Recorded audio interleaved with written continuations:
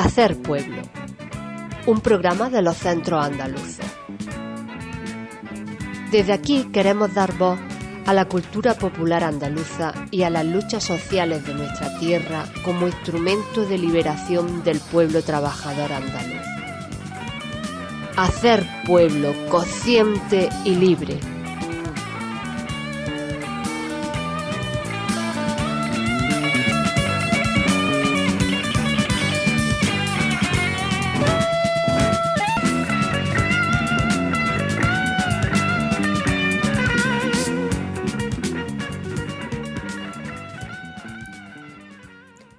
Muy buenas a todas las personas que nos escuchan.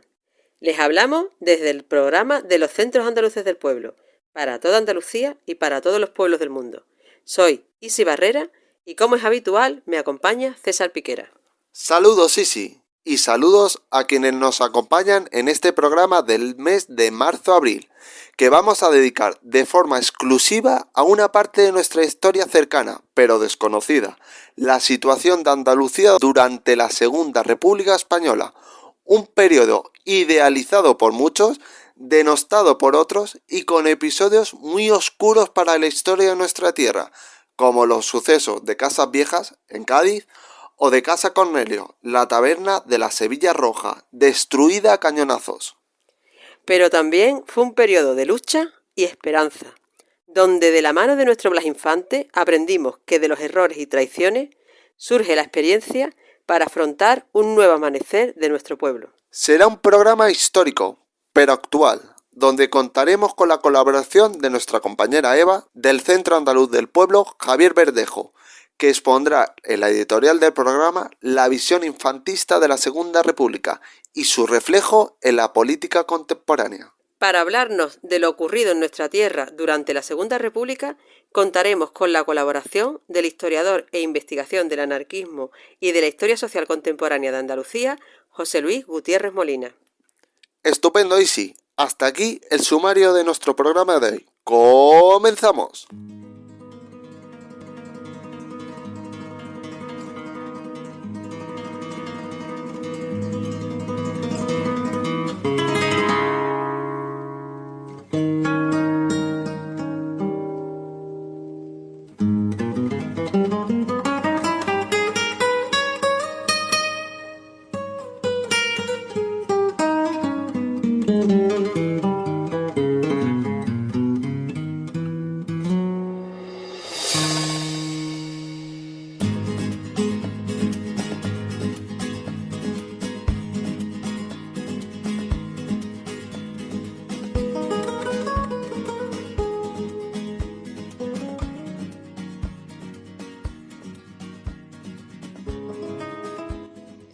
En estos días, cercanos al famoso 14 de abril, fecha en la que se conmemora la proclamación de la Segunda República Española de 1931, vuelven a escucharse y leerse el relato idealizado de ese periodo histórico, antesala del horror fascista de la guerra y de la dictadura franquista. Pero ni una cosa ni otra nos puede nublar la conciencia colectiva para olvidar todo lo ocurrido en esos apenas 5 años de espejismo democrático. Las ganas de revolución de la clase obrera no se ven reflejadas en la Segunda República, porque la Segunda República es evidentemente burguesa. Se proclama más por la situación política del momento que por el resultado de una revolución, y mucho menos obrera. Ahora bien, tampoco puede entenderse como una traición, porque realmente los políticos republicanos eran parte de la clase dominante, utilizaron instrumentalmente la ilusión popular por la República para llegar al poder. No hubo traición a la revolución porque nunca quisieron hacerlo. Esto lo denuncia Blas Infante en su obra La verdad sobre el complot de Tablada, cuando critica a los políticos de la Segunda República. Hay monárquicos sin rey y republicanos con monarquía. Y a sus partidos políticos que son maquinaria de los caciques, dejando claro su desencanto con la República. Con la Segunda República cambió los símbolos, pero no el trasfondo político-económico. Pero la revolución venía muy fuerte y la Segunda República contaba con la represión para aplastarla. Había una ley de defensa de la República para amparar los intereses de la burguesía en caso de una revolución social. Blas Infante hablaba siempre desde la perspectiva de quien sufre. Hay que ser muy animal para darle la espalda al sufrimiento de la gente, denunciando así el abandono del pueblo andaluz y la desidia de sus gobernantes. Al igual que hoy, sus palabras resuenan muy familiares en los oídos de las gentes de nuestra tierra, cuando denuncian que los partidos políticos secuestran la voluntad popular, que el pueblo en su ignorancia y su inocencia vota siempre a sus enemigos, que el papel del cura o del cacique era el mismo que el de la televisión, prensa, periodistas, tertulia o influencers actuales. Para Blas Infante era preferible colocar el mensaje delante y al profeta detrás, a la inversa de charlatanas y vendehumos que hacen de su imagen programa electoral. Y ahora, como entonces, tenemos que valorar que república debe ser algo más que un sistema sin rey. Sin rey sí, pero también sin desigualdad, sin clases, sin machismo, sin racismo, sin represión, con igualdad, con justicia, con democracia plena, con reconocimiento de los derechos de los pueblos, con participación activa popular en las decisiones políticas y económicas. Esa sería la república de Blas Infante y también la nuestra, una república andaluza de trabajadores. Se deben levantar los pilares de un mundo nuevo. Cuánta sangre te han robado, cuánta tierra en malas manos, muy falso soberano. Cuánta vida en el camino, cuántos sueños destruidos, ni un sueño murió en vano. Es la hora de levantar la bandera, colores de esperanza y paz, y grita libertad. Andalucía, levanta y que suene tu voz por encima del tiempo. Sea en la historia una mancha, este tiempo dormida, este tiempo en silencio. Andalucía, despierta y demuéstrale al mundo que desde un mal sueño se pueden levantar los pilares de un mundo nuevo. Se deben levantar los pilares de un mundo nuevo. Se deben levantar los pilares de un mundo nuevo.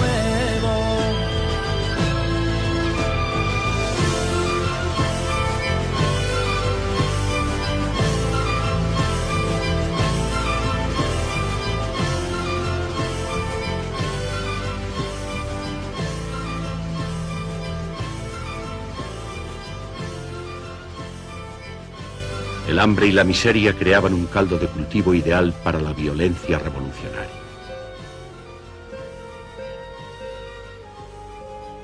En enero de 1933, los anarquistas encabezaron levantamientos en varios pueblos andaluces. Uno de ellos fue Casas Viejas. En Casas Viejas la policía no tuvo piedad con los sublevados. Los presos fueron ejecutados.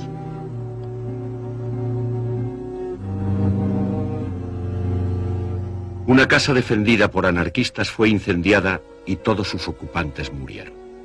Las autoridades republicanas fueron acusadas de haber organizado la matanza.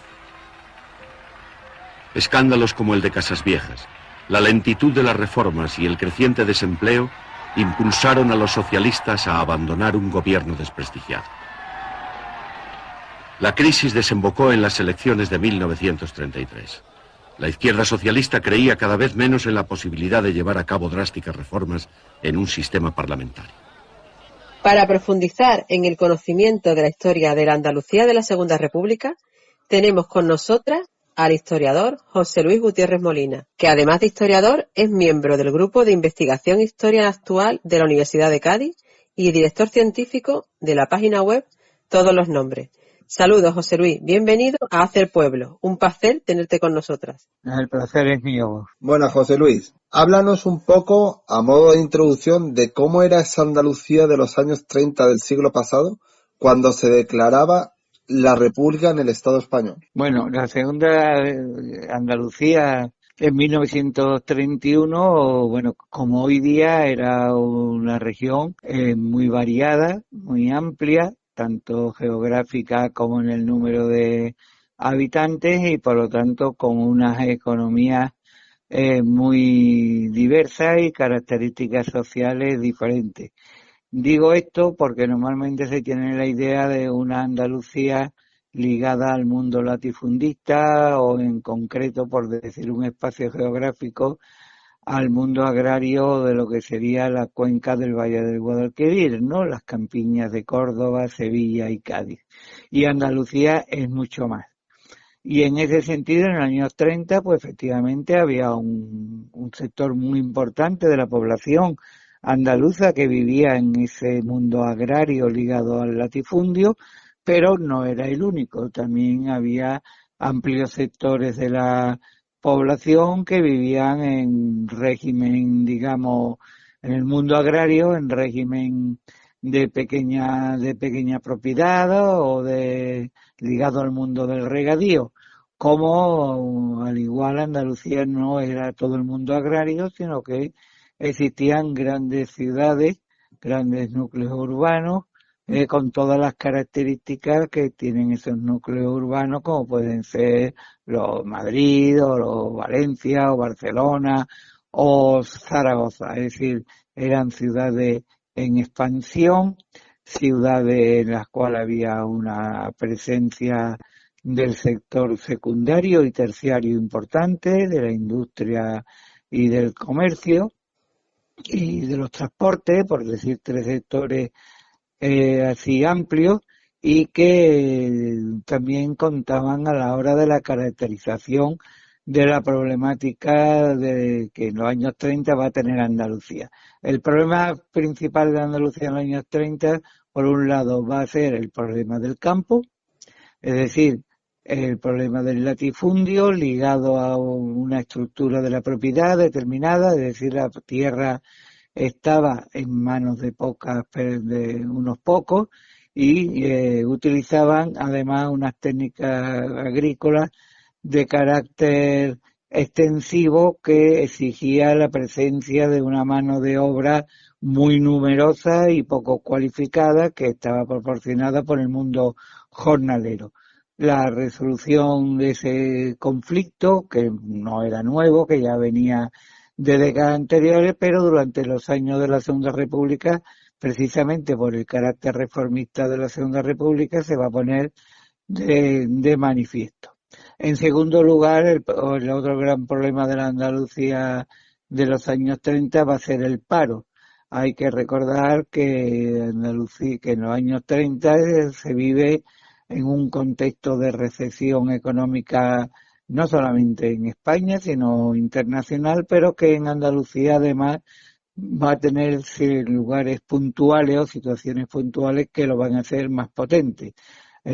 Por poner dos ejemplos, uno es las grandes deudas que va a dejar para uno de los núcleos urbanos más importantes de la región, como es Sevilla, la Exposición Iberoamericana del 29, que va a arruinar las arcas sevillanas y además va a provocar que muchos de los trabajadores ligados al mundo de la construcción o del metal que habían acudido a la ciudad durante las obras y durante la propia desarrollo de la exposición, pues entren en paro. Y en segundo, con lo cual pues, va a producir un aumento exponencial del paro con todas las secuelas que produce esa situación. Y en segundo lugar está la cuestión de que al ser un contexto de crisis, la obra pública, que es una de las herramientas que se utilizan para mitigar el paro en Andalucía, pues va a caer en picado precisamente por las restricciones económicas de un país, de un Estado en franca recesión económica. Así pues, la situación con la que entra Andalucía en los años 30 va a ser una situación social y económicamente muy complicada, que además se va después a complicar, por decirlo de alguna forma, aún más durante el desarrollo de la República con causas políticas y sindicales. Y muy interesante. Una idea que se tiene normalmente es que que fue una época muy revolucionaria, ¿no? ¿Realmente fue una época más revolucionaria que otra? ¿O simplemente se tiene más documentación o más memoria reciente de ella?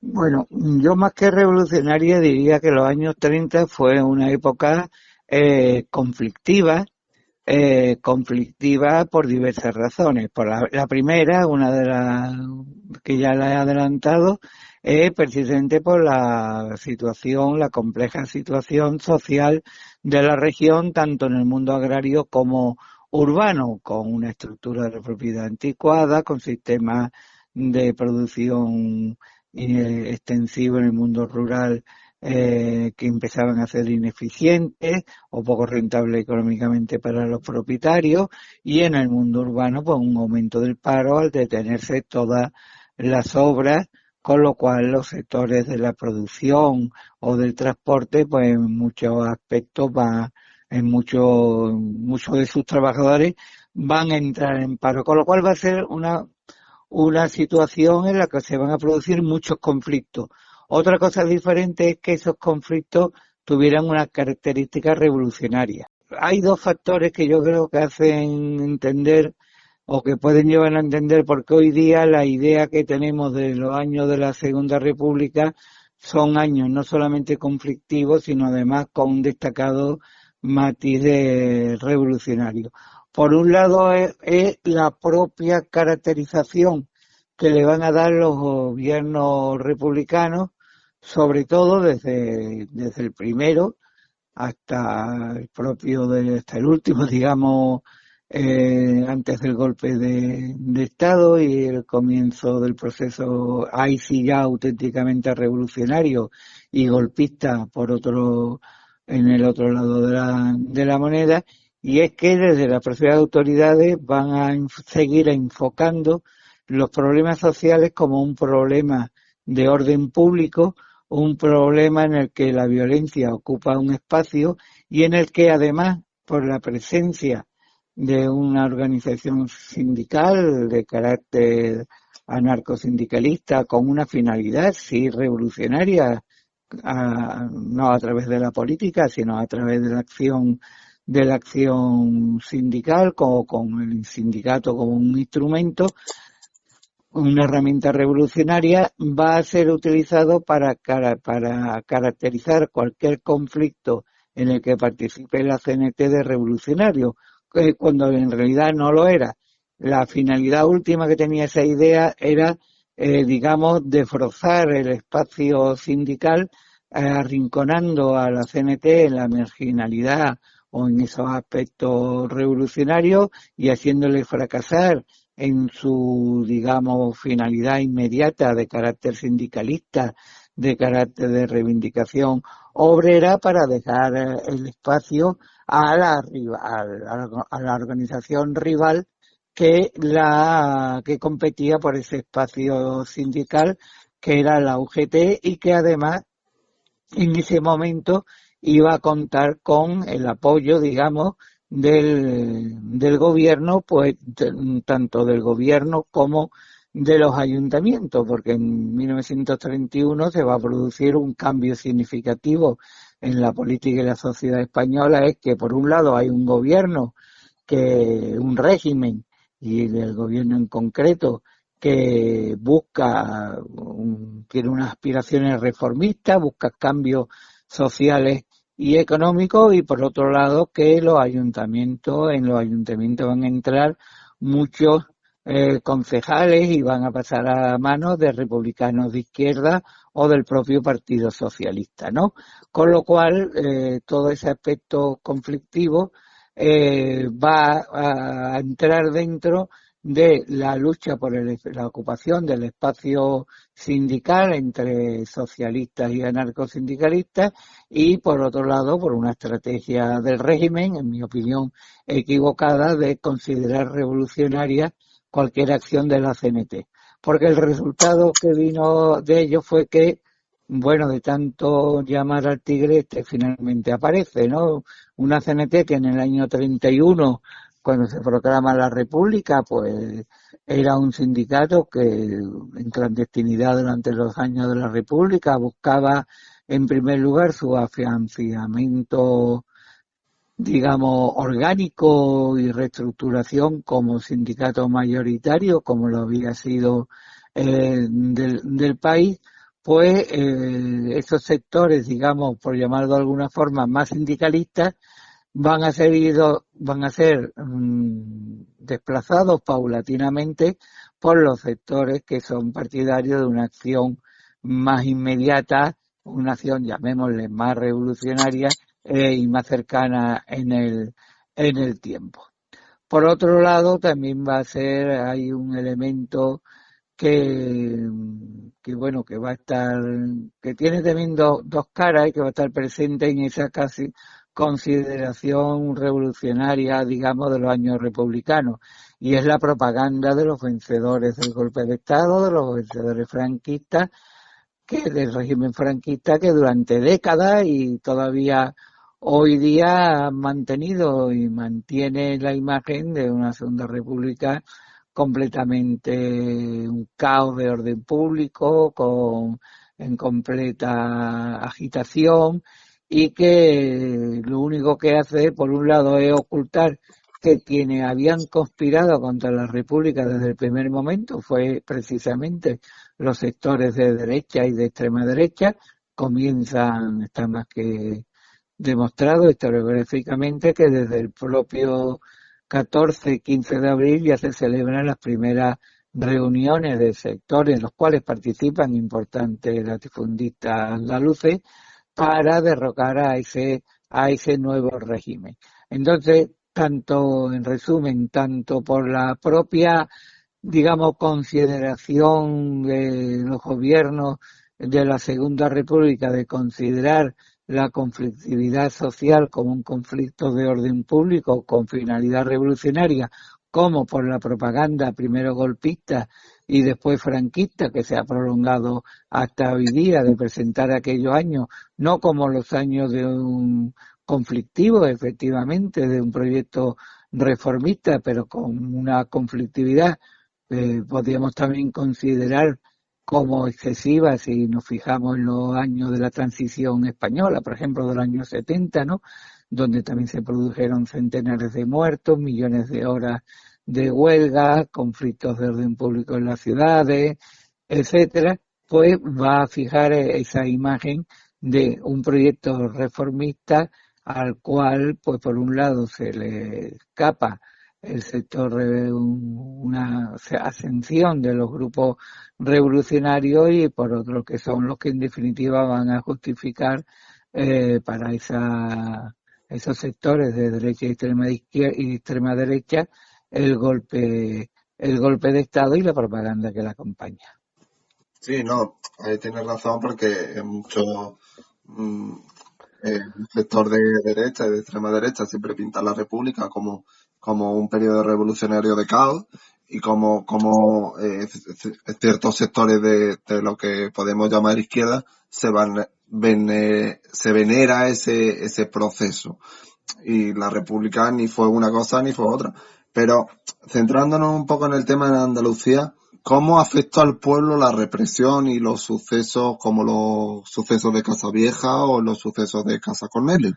Ligándolo con la pregunta anterior, todo lo que he explicado creo que se le puede aplicar a Andalucía. Además, Andalucía es uno de los sitios, uno de los lugares en donde la actuación del Estado como un ente represor con respecto a los problemas, a la cuestión social, ¿no? Que se decía en la época, viene desde el siglo XIX. No hay que olvidar que Andalucía va a ocupar algunas de las más importantes páginas de la represión estatal desde la aparición del movimiento obrero. Basta decir o recordar la Mano Negra, ¿no? Los sucesos de enero de 1892 en Jerez, ¿no? Por decir algunos de los más conocidos, ¿no? Pero se podría hacer una relación mayor. En 1931 el pueblo andaluz, como el resto del pueblo del Estado español, pues va a recibir a la Segunda República con un halo de esperanza, puesto que representa o significa que por fin va a existir un régimen no estrictamente caciquil como el monárquico, donde se van a utilizar sistemas democráticos y sobre todo además van a afrontar muchos de los problemas seculares que tenía el país, ¿no? Y Andalucía también.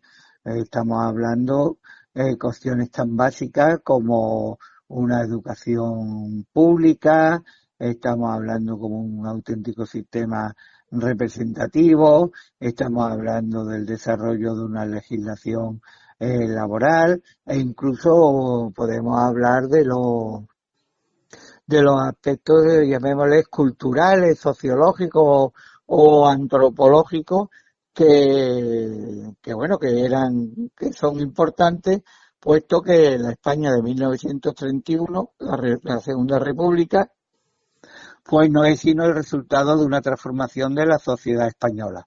Lo que, por decir una frase que se hizo muy popular en la época, la Segunda República significaba para el mundo tradicional, para el mundo terrateniente, para el mundo más conservador andaluz, pues que se había perdido el respeto.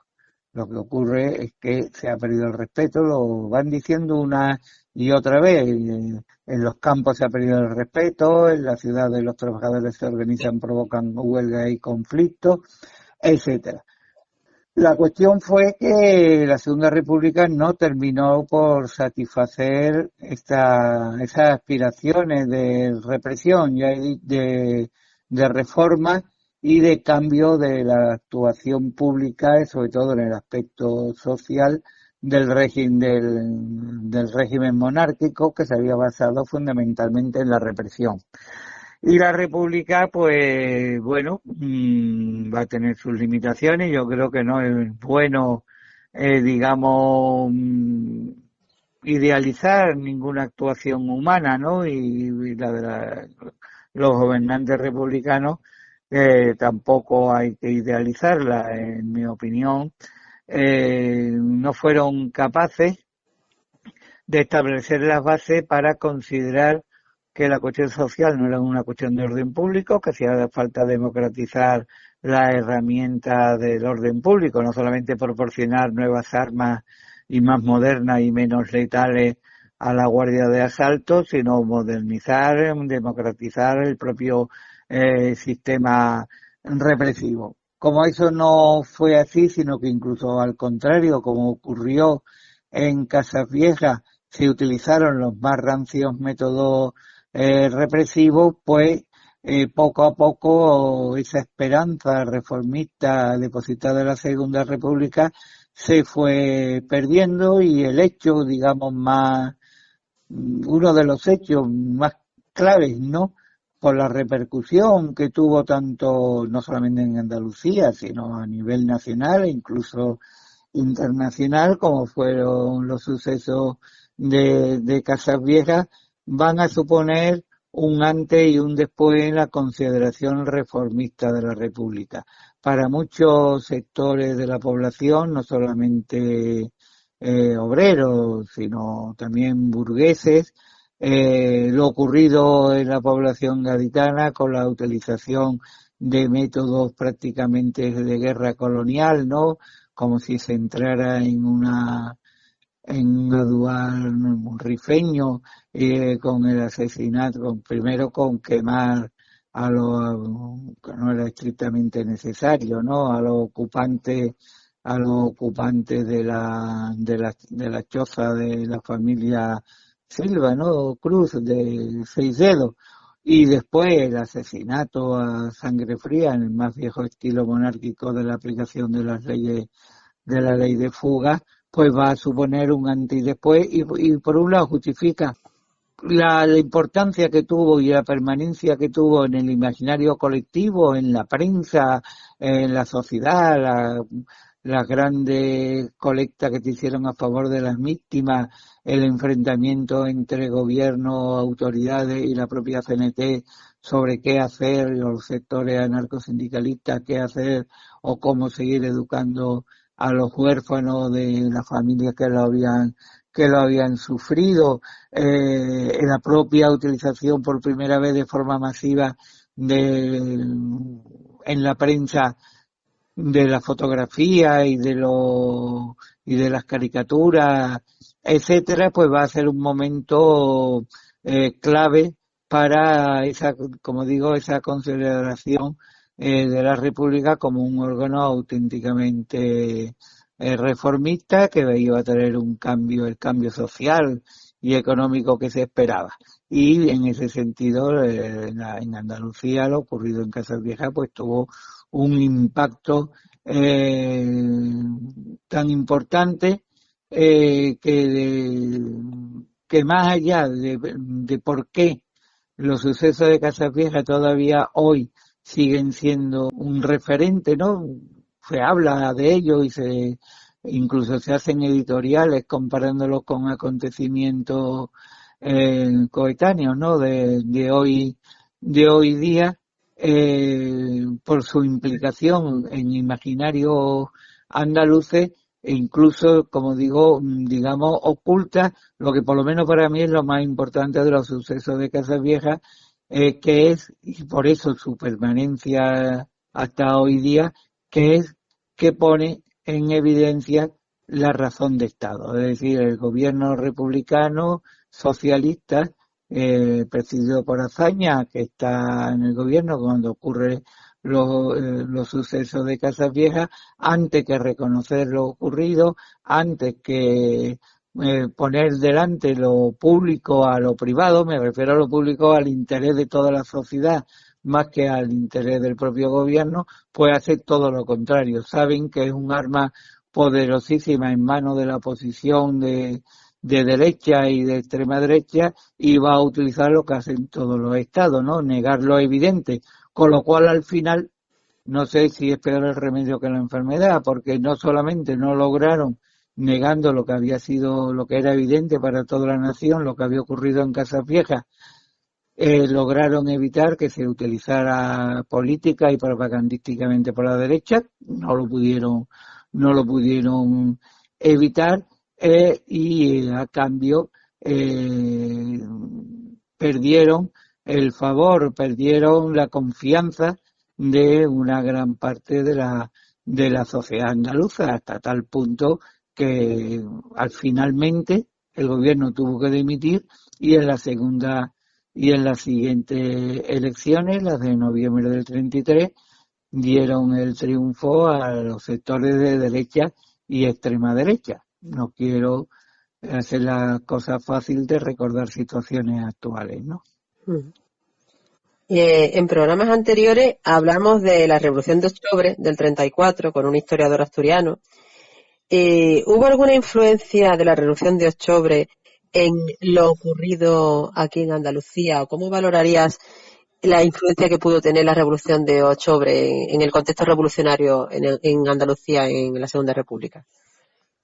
Bueno, octubre del 34 fue un hecho plural, es decir, fue un hecho en el que estuvieron implicados aunque fundamentalmente el peso de la organización la llevó el Partido Socialista y la UGT, el socialismo, que habían percibido con horror y con gran preocupación la llegada del nazismo a Alemania y lo que había ocurrido en febrero de ese mismo año, del 34, en Austria, donde la poderosa y moderada socialdemocracia austríaca había sido aplastada a sangre y fuego por el gobierno de derecha austríaco, abriendo paso a lo que ya desde hace un año se estaba produciendo en Alemania, que era el ascenso del fascismo, ¿no? Del nazismo. Entonces, en España, ante el triunfo en diciembre, noviembre, fueron elecciones a doble vuelta, de noviembre y diciembre del 33, de la derecha y de la extrema derecha, y ante la amenaza de llegar la extrema derecha al poder en España con el ascenso al gobierno de Gil Robles, pues decidió que no iban a ser sacrificados como había ocurrido en Austria y por lo tanto se iban a oponer a un gobierno de esas características que significaba su destrucción tanto organizativa como, tal como había ocurrido en Austria, física, ¿no? Con los centenares de muertos que había tenido lugar en la capital austríaca. En ese sentido, empezó a preparar una oposición a un posible ascenso de carácter violento, a un posible ascenso del gobierno al gobierno de la extrema derecha, que va a ser llevada en exclusiva por el Partido Socialista, salvo en Asturias y en Cataluña, en donde en Asturias va a participar también los sectores comunistas y la propia CNT, el anarcosindicalismo, y en Cataluña, en donde también van a tener su papel protagonista los independentistas, ¿no? En Andalucía va a haber una repercusión. Por un lado, se va a declarar huelgas generales y va a haber incidentes de carácter violento o incluso revolucionario en diversas poblaciones. Pues estoy recordando ahora mismo pues en el Bosque y Prado del Rey en Cádiz, o en Teba en Málaga, o en diversas poblaciones de Huelva. Sin embargo, no va a adquirir el carácter, digamos, tan masivo como tuvo lugar en Asturias, por diversas razones, entre ellas que en Andalucía no era el movimiento obrero, no era exclusivamente socialista, sino tenía la competencia importante de la CNT, que era mayoritaria en muchos sectores, y la CNT había sido mantenida al margen del proceso conspirativo, ¿no? Revolucionario. Y más allá de esos chispazos que saltaron en diversas localidades de diversas provincias andaluzas, tanto de la Andalucía baja occidental como de la alta Andalucía, de la oriental, ¿no? De Granada, Jaén y Almería, en la gran repercusión que va a tener en Andalucía el movimiento de octubre, exactamente igual que en el resto del país, va a ser que, aprovechando los acontecimientos, pues las autoridades republicanas, gubernamentales, en ese momento en manos de la derecha del Partido Radical y la extrema derecha de la CEDA, va a intentar, digamos, retrotraer la situación a antes de 1931, es decir, se van a suspender o paralizar las leyes más modernas, más progresistas o más reformistas que se habían realizado, puesto en vigor en los 2 años anteriores. Se le va a querer quitar el poder al republicanismo, el poder municipal, al republicanismo de izquierda y al socialismo fundamentalmente, destituyendo a los ayuntamientos elegidos en 1931 y sustituyéndolos por comisiones gestoras en la cual van a ocupar un espacio nuevamente importante público los sectores caciquiles de la Restauración, o por lo menos de la época de Primo de Rivera y de los nuevos sectores de la extrema derecha, incluida en la CEDA, que había ocupado el poder. Bueno, José Luis, muchas gracias por participar en el programa y compartir con nosotros este periodo histórico de nuestra tierra, de Andalucía. Nada, gracias a vosotros y espero que no haya aburrido demasiado. No te preocupes. Nada. 21 muertos, de ellos 6 calcinados, 2 niños ametrallados cuando querían salir de una casa, 12 fusilados sumarísimamente a la puerta de 6 Dedos, otros 2 obreros previamente muertos por la Guardia Civil. Esta es la tragedia de Casas Viejas. Esto sucede en la Andalucía del hambre, en una región que tuvo que ser atendida por la caridad de todos los componentes de la nación para atender a ese hambre que ya más que hambre era necesidad brutal. La media del latifundismo es del 40%. Esta situación latifundista crea unos señores agrarios que impiden la revolución industrial para disponer constantemente de una mano de obra de forma permanente y en situación de tener que aceptar las condiciones que impongan los señores. Es la época en la que los capataces van a las plazas públicas y tocan los bíceps o los músculos de los campesinos para saber quién está en condiciones de trabajar cada vez mejor. Y terminamos esta nueva edición de Hacer Pueblo, el programa de los Centros Andaluces del Pueblo. Podemos decir que, poco a poco, nos estamos haciendo pueblo. Pueblo libre y soberano. Un saludo a toda la audiencia de Hacer Pueblo. Muchas gracias por estar ahí. Salud. Saludos revolucionarios y ¡viva Andalucía libre!